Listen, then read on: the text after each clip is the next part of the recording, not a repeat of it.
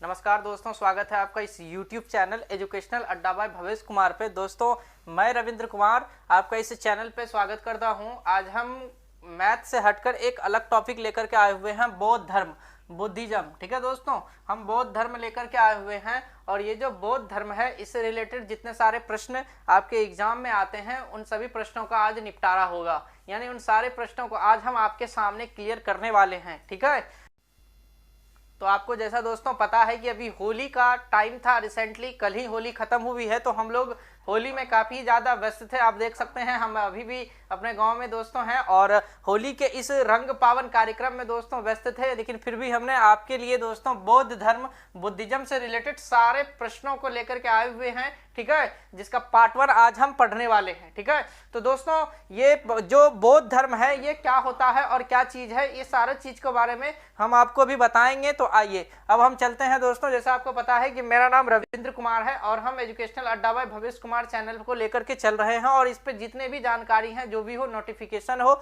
या तो पढ़ाई से संबंधित हो, सारे आपको मिल रहे हैं। तो आप देर ना करते हुए इस चैनल को सब्सक्राइब कर दें और अपने सभी दोस्तों में शेयर भी कर दें, लाइक कर दें। चलिए आते हैं दोस्तों क्वेश्चन पे। बौद्ध धर्म क्या है दोस्तों क्वेश्चन? तो क्वेश्चन का टाइटल है दोस्तों बौद्ध धर्म। बौद्ध धर्म के जो संस्थापक हैं, क्या है दोस्तों क्वेश्चन? तो बौद्ध धर्म के जो संस्थापक हैं वो कौन है? तो गौतम बुद्ध।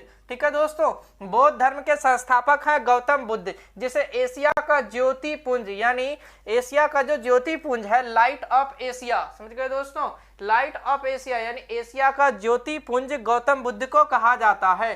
पूछेगा दोस्तों क्वेश्चन आपसे कि बौद्ध धर्म के संस्थापक कौन कहे जाते हैं? तो गौतम बुद्ध। कौन कहे जाते हैं दोस्तों? गौतम बुद्ध। ये एशिया का ज्योति पुंज भी कहा जाता है। कई बार एग्जाम में दोस्तों क्वेश्चन पूछा गया है कि एशिया का ज्योति पुंज, क्या दोस्तों एशिया का ज्योति पुंज किसे कहा जाता है? तो गौतम बुद्ध को। याद रखेंगे, भूलेंगे नहीं। चलिए इस क्वेश्चन को हमने अब निपटारा किया। आते हैं दूसरे नंबर क्वेश्चन को।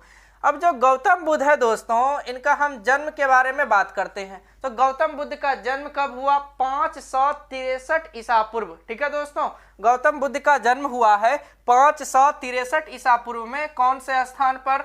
तो लुम्बिनी। ठीक है, गौतम बुद्ध का जन्म हुआ 563 ईसा पूर्व लुम्बिनी में। और लुम्बिनी जो आधुनिक समय में पड़ रहा है वो स्थान है दोस्तों नेपाल। ठीक है, लुम्बिनी दोस्तों आधुनिक समय में पड़ता है नेपाल में और जन्म इसका हुआ है 563 ईसा पूर्व में। ये भी क्वेश्चन कई बार किया जाता है कि लुम्बिनी वर्तमान समय में कहाँ है? तो नेपाल में।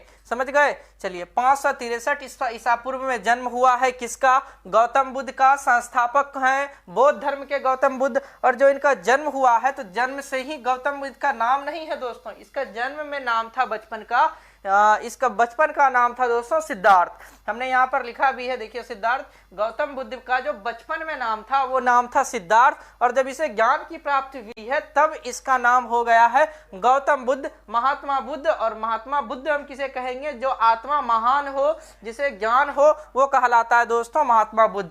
तो इसे ज्ञान प्राप्ति के बाद हुआ है। चलिए, संस्थापक गौतम बुद्ध, एशिया का ज्योतिपुंज, जन्म हुआ 563 ईसा पूर्व में। कहाँ पर? तो लुम्बिनी, आधुनिक समय में नेपाल में पड़ता है।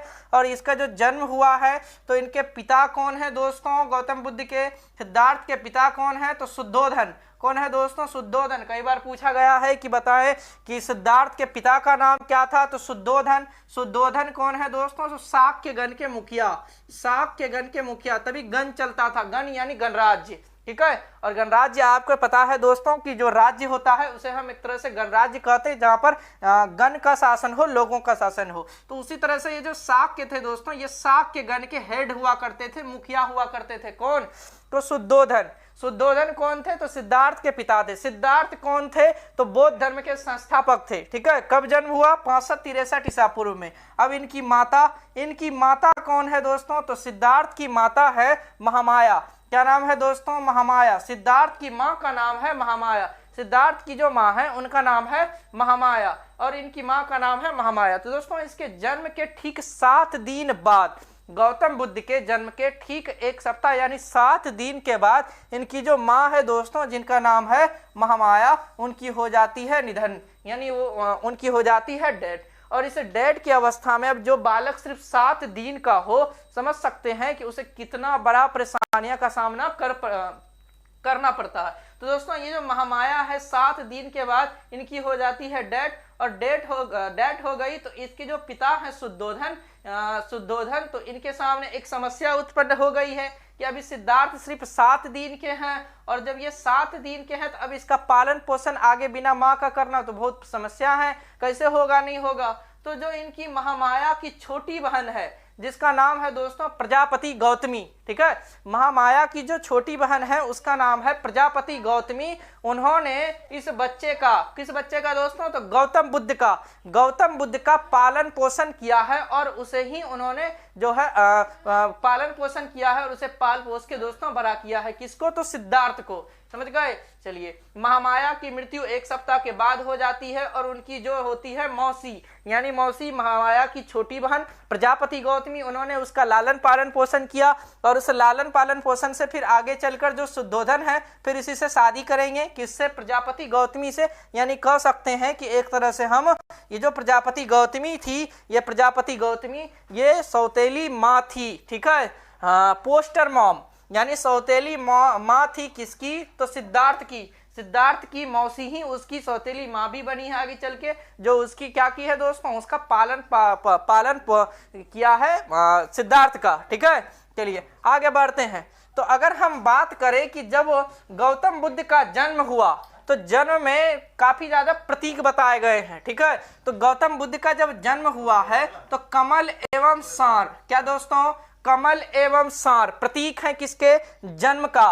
निर्वाण माना मृत्यु, जब वो मृत्यु प्राप्त हुआ था गौतम बुद्ध को तो उस समय पदचिन्ह प्रतीक के रूप में लिया गया। अब गृह त्याग, जब उन्होंने गृह को त्याग किया तो इसे महापरिनिष्क्रमण भी कहते हैं गृह त्याग को, और गृह त्याग से संबंधित जो पद जो चिन्ह है उसे कहा जाता है घोड़ा, ठीक है, याद रखेंगे, ये सारा इंपॉर्टेंट है दोस्तों, पूछा जाता है एग्जाम में, ठीक है।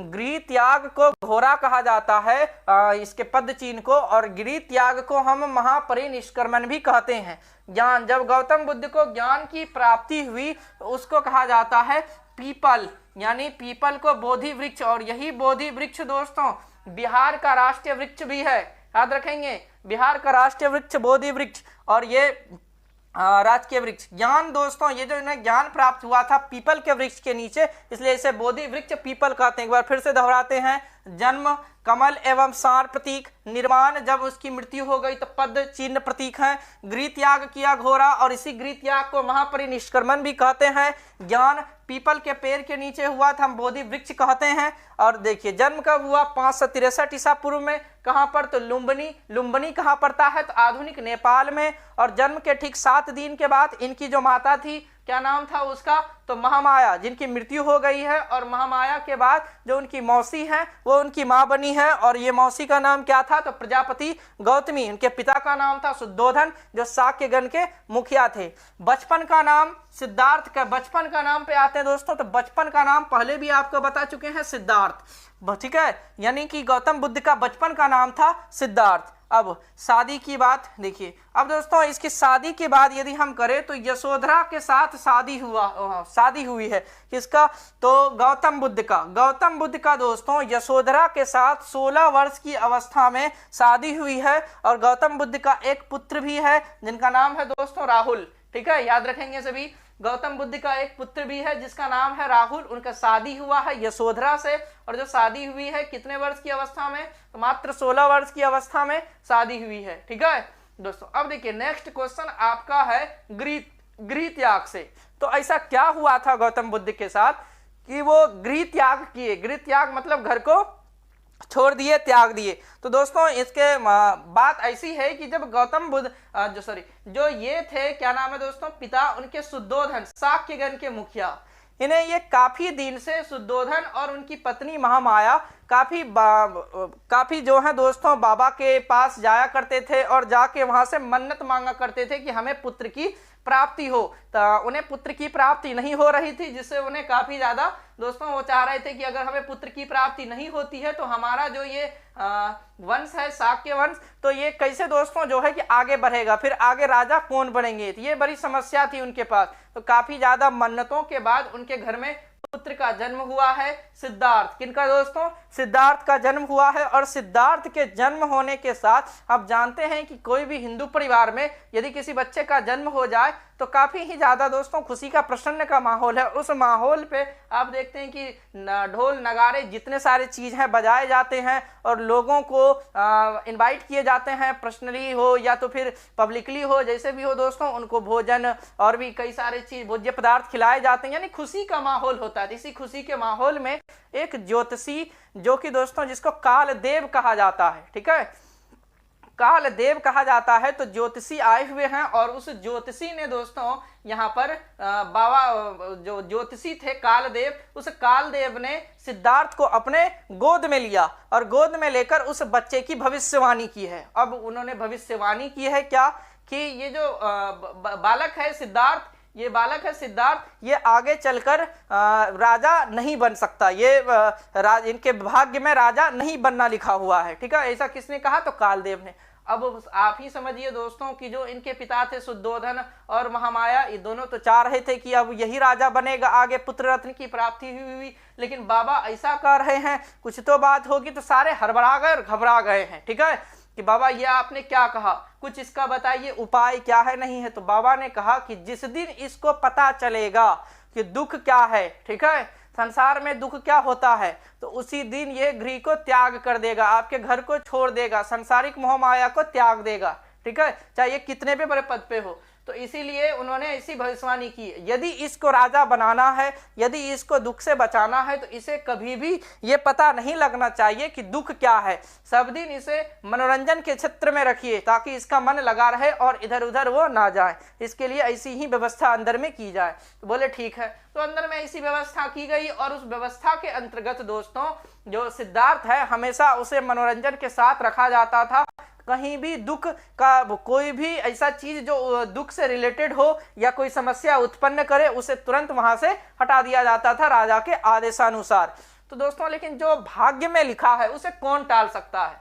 इसीलिए अब जो शाक्य हैं, शाक्यगण के मुखिया शुद्धोधन, ये भी एक दिन दोस्तों अपने अवस्था को जीते हुए अब बूढ़े हो चले हैं। तो राजा तो फिर बनाना है, तो टाइम आ गया है अब उस राजा को बनाने के लिए। तो गौतम बुद्ध यानी सिद्धार्थ को, तो जो इसके प्रधानमंत्री हुआ करते हैं शुद्धोधन के, उन्होंने शुद्धोधन ने प्रधानमंत्री से कहा कि गौतम बुद्ध को अपने राज्य के जितने सीमा हैं उन सभी को दिखा लिया जाए और दिखाने के साथ उन्हें पूरे राज्य का भ्रमण करवाया जाए और इन्हें राजा की जो गद्दी है वो अब सौंप दी जाए, ठीक है। इन्होंने किसने कहा? शुद्धोधन ने अपने प्रधानमंत्री से। तो अब जब ये निकलने का दिन है, फिक्स हुआ दिन कि अब गौतम बुद्ध निकलेंगे और पूरे गांव का भ्रमण करेंगे, अपने राज्य को देखेंगे, तो इसीलिए गांव में जितने भी लोग थे या जितने भी दुख वाले लोग थे उन्हें साइड किया गया है, उन्हें हटाया गया है। लेकिन फिर भी होनी को कौन टाल सकता है। तो दोस्तों जो उनके सारथी थे, सारथी के साथ सिद्धार्थ बैठकर दोस्तों गए हैं और उसे देखने के लिए राज्य के भ्रमण को। उन्होंने जो राज्य के भ्रमण को देखा है तो उन्होंने 4 दृश्यों को देखा। कितने दृश्यों को? तो 4 दृश्यों को। सबसे पहले सिद्धार्थ की नजर पड़ी है बूढ़े व्यक्ति पर। तो दोस्तों ये जो बूढ़ा व्यक्ति था, तब बूढ़ा व्यक्ति आपको पता है कि मनुष्य के अवस्थाओं में एक सबसे अंतिम अवस्था जो आता है दोस्तों बूढ़ा वाला, उसमें काफी ज्यादा फिर बचपना वाला जैसा होता है उसी तरह से इसमें भी काफी ज्यादा दोस्तों तकलीफ होती, परेशानी होती। तो बूढ़ा व्यक्ति लाठी लेके चल रहा था, तो चलने के बाद वो दर्द से कहार रहा था, ये जो भी चीज हो वो आवाज आ रही थी। तो उन्होंने सिद्धार्थ ने कहा कि सारथी रथ को रोको और ये कौन है ये हमें बताओ। तो सारथी ने बताया कि छोटे युवराज ये जो बूढ़े व्यक्ति हैं, ये बूढ़े व्यक्ति हैं, यानी कि एक अवस्था होती है मानव की, एक जन्म की अवस्था, बाल्यावस्था, मध्यावस्था और बूढ़े की अवस्था। तो ये अब अपने बूढ़े अवस्था में है जिसमें मनुष्य को कष्ट होता है और परेशानी होती है, शरीर आकस्मिक रूप से अक्षम हो जाता है, साक्षमिक रूप से अक्षम हो जाता है चलने में। तो ये बूढ़े की अवस्था में है। फिर उन्होंने बोला ठीक है। तो ये जानने के बाद फिर रथ को आगे बढ़ाया गया है और उन्होंने फिर दूसरे दृश्यों को देखा है। एक बीमार व्यक्ति को देखा है और वो भी जब बीमार है तो शरीर तो उनका भी वर्क ठीक से नहीं कर रहा है तो ऐसी अवस्था में एक बीमार व्यक्ति को देखा और बीमार व्यक्ति को देखने के बाद उन्होंने फिर बोला है कि ये कौन है। इसकी भी परिभाषाएं दी है कि इनका शरीर जो है इनके साथ नहीं दे रहा, यानी कि कहने का अर्थ ये बीमार है, और ये जब बीमार है तो फिर इसको भी समस्या, इसको भी दुख है, तो ये भी देखा। और ये जानने के बाद उन्होंने तीसरे व्यक्ति को देखा, यानी शव, एक शव को, एक निधन हुए व्यक्ति को, जिन्हें 4 व्यक्ति कंधा देकर ले जा रहे थे, और उस शव को देखा तो उन्होंने फिर बताया कि सारथी ये कौन है, तो बोले कि बूढ़ा व्यक्ति के बाद सबसे लास्ट अवस्था है संस्कारों में अंत्येष्टि, और ये सब वाली जो अवस्था है ये इसके बाद जीवन खत्म। ये भी और सारे लोग रो रहे थे, तो ये एक दुख था। तब उन्होंने एक और लास्ट चीज को देखा है, सन्यासी। चौथे सबसे लास्ट चीजों को उन्होंने सन्यासी को देखा, और जब उन्होंने सन्यास व्यक्ति को देखा तो वो आराम से एक पेड़ के नीचे बैठे हुए थे और तपस्या में लीन थे। उन्होंने पूछा कि सारथी ये कौन है, इन्हें क्या चीज का दुख है? बोले इन्हें दुख नहीं है, इन्होंने सांसारिक मोह माया को त्याग कर, अपने सभी जो मोह माया थे उसको त्याग कर, छोड़ कर आराम से अपने पूरे जीवन को भगवान को सौंप दिए हैं। ठीक है, और सौंप देने के बाद जो है अब ये लीन है, इन्हें इस दुनिया से अब कुछ लेना देना नहीं है। तो उन्होंने बोला इन्हें किसी भी चीज का दुख नहीं है। तो अब जो भी हो, इस सारे चीजों को देखने के बाद फाइनली सिद्धार्थ घर आए हैं, और अब उनका मन हो रहा है बेचैन सा। घर में उसके जो पांव हैं अब स्थिर रहने का मन ही नहीं कर रहा है, ना स्थिर रह रहे हैं। तो उन्होंने पूरा एकदम रहते हुए, अब कल उन्हें जो है कि पूरे भ्रमण के बाद राजा कुछ दिनों में बनाया जाना है, लेकिन रात में, ठीक है, वो सो नहीं पाए हैं।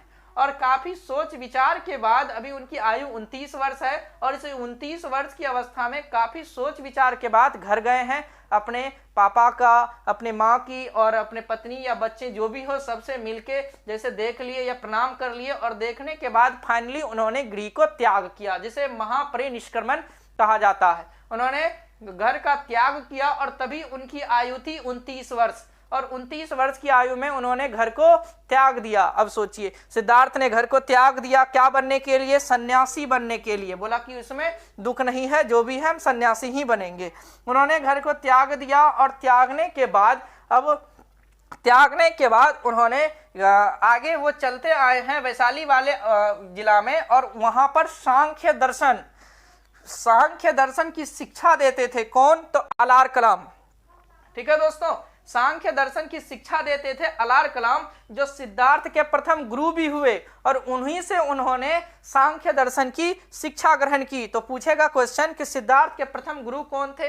अलार कलाम। और उनसे उन्होंने क्या सीखा? तो सांख्य दर्शन। ठीक है, अब देखिए दोस्तों, फिर वो आए हैं उरुवेला में, वैशाली में है दोस्तों। वहां पर उरुवेला नामक एक स्थान है। उस स्थान पर सिद्धार्थ को फिर 5 साधक मिले। साधक कौन है दोस्तों? साधक, तो साधक जो साधना में लीन हो। ठीक है, साधना में लीन हो, तो 5 साधक मिले हैं। उस साधक कौन कौन सा? तो कौंडिन्य, ठीक है, कौंडिन्य और वप्पा। ठीक है, उसका नाम है दोस्तों कौंडिन्य, वप्पा, भादिया, महानामा, अशागी। ठीक है, ये 5 साधक मिले हैं, और ये जो 5 साधक हैं उसी पेड़ के नीचे उरुवेला में दोस्तों क्या कर रहे थे? तो दोस्तों उरुवेला में क्या कर रहे थे? तो वो 5 साधक थे, कौंडिन्य, वप्पा, भादिया, महानामा और अशागी। ये उरुवेला में साधना कर रहे थे। साधना यानी साधक, जो साधना करते हो, जो साधना में लीन हो। तो दोस्तों इसी उरुवेला में सिद्धार्थ भी आए थे, और उसी साधक के 5 साधकों के सामने ये भी बैठे हैं, और वहां पर इन्होंने साधना की। लेकिन वहां पर फिर ये बाद में ये यहाँ पर फिर छोड़ के चले गए हैं, और बाद में आकर इन्होंने पूरे कब 29 वर्ष की अवस्था में गृह को त्याग किया, और 29 + 6 कितना दोस्तों? 35, यानी 35 वर्ष की अवस्था में, ठीक है, पूरे 6 वर्ष की तपस्या, 6 वर्ष की तपस्या के बाद 35 वर्ष की आयु में फल्गु नदी, ठीक है दोस्तों, 35 वर्ष की आयु में फल्गु नदी के किनारे पीपल वृक्ष के नीचे, फल्गु नदी के किनारे 35 वर्ष की आयु में पीपल वृक्ष के नीचे सिद्धार्थ को क्या हुआ है दोस्तों? तो ज्ञान की प्राप्ति हुई है। और जैसे ही अब सिद्धार्थ को ज्ञान की प्राप्ति हुई, तो अब सिद्धार्थ नहीं, ज्ञान प्राप्ति के बाद महात्मा बुद्ध कहलाए, जिसे हम गौतम बुद्ध भी कहते हैं। ठीक है, महात्मा बुद्ध 6 वर्ष की तपस्या के बाद 35 वर्ष की आयु में फल्गु नदी के किनारे, कौन सा नदी दोस्तों, तो फल्गु नदी के किनारे पीपल वृक्ष के नीचे सिद्धार्थ को ज्ञान की प्राप्ति हुई। ठीक है दोस्तों, काफी बार पूछा जाता है कि कौन सा नदी, तो फल्गु नदी, वृक्ष पीपल वृक्ष के नीचे सिद्धार्थ को ज्ञान की प्राप्ति हुई है। और ज्ञान प्राप्ति के बाद सिद्धार्थ अब बुद्ध कहलाए हैं। बुद्ध यानी कौन सा बुद्ध, महान है जो आत्मा। ठीक है दोस्तों, महान है जो आत्मा, महान है जो आत्मा वही कहलाता है महात्मा। ठीक है दोस्तों, जो बड़ा हो तो महात्मा, इसीलिए, और बुद्ध मतलब ज्ञान, जिसमें ज्यादा से ज्यादा ज्ञान हो वो बुद्ध, तो इसीलिए हम इसे कहते हैं महात्मा बुद्ध। वो स्थान कहलाता है दोस्तों बोध गया, यानी जहां पर अब महात्मा बुद्ध को ज्ञान की प्राप्ति हुई थी फल्गु नदी के किनारे पीपल वृक्ष के नीचे, वो कहलाता है बोध गया, जो बिहार के गया जिले में स्थित है। इन्होंने अब जैसे ही ज्ञान की प्राप्ति हुई है महात्मा बुद्ध को, तो प्राप्ति के बाद महात्मा बुद्ध अब गए हैं उपदेश देने। उपदेश यानी अपने धर्म का, जो इसका बौद्ध धर्म है, बौद्ध धर्म में क्या क्या है नहीं है, उसी चीज का उपदेश देने के लिए गए हैं। और इन्होंने प्रथम उपदेश दिया है सारनाथ। सारनाथ ये यूपी में पड़ता है दोस्तों। ठीक है, सारनाथ यूपी में पड़ता है, उत्तर प्रदेश में। ऋषिपत्तनम वाले स्थान में दोस्तों दिया है सारनाथ में, और जिसे धर्म चक्र प्रवर्तन यानी फर्स्ट उपदेश इसका धर्म को प्रवर्तन करने वाला कहा गया है, और इसलिए इसे हम कहते हैं धर्म चक्र परिवर्तन। क्वेश्चन किया जाएगा आपसे कि धर्म चक्र परिवर्तन किस उपदेश को कहा गया है, तो प्रथम उपदेश को सारनाथ यूपी वाले स्थान पर जो हुआ था। ठीक है दोस्तों, चलिए आज हम इसका पार्ट 1 लेकर के आए थे आपके लिए, जो कि हमने पूरी एकदम फाइनली जी जान लगाकर हमने आपको बताया है। आपको कैसा लगता है आप हमें जरूर बताएं, आप हमें जानकारी दें, कमेंट करें, सब्सक्राइब कर दें, लाइक कर दें। ठीक है ना, आपको पसंद आए तो आप डिसलाइक कर दें, क्योंकि उससे हमें पता चलती है कि हमें और मेहनत करनी है इस क्षेत्र में, हमें आपको बतानी है। तो दोस्तों ये कैसा लगा आपको, आप हमें ज़रूर बताएं, और अगर आपको पसंद आए तो अपने दोस्तों को भी बताएं, हमसे जुड़े। और जितने भी सारे प्रश्न हमने आपको बताया सभी इंपॉर्टेंट है एग्जाम के लिए। मिलते हैं दोस्तों इसका पार्ट 2 वाले पार्ट में, तब तक के लिए आपका बहुत बहुत धन्यवाद।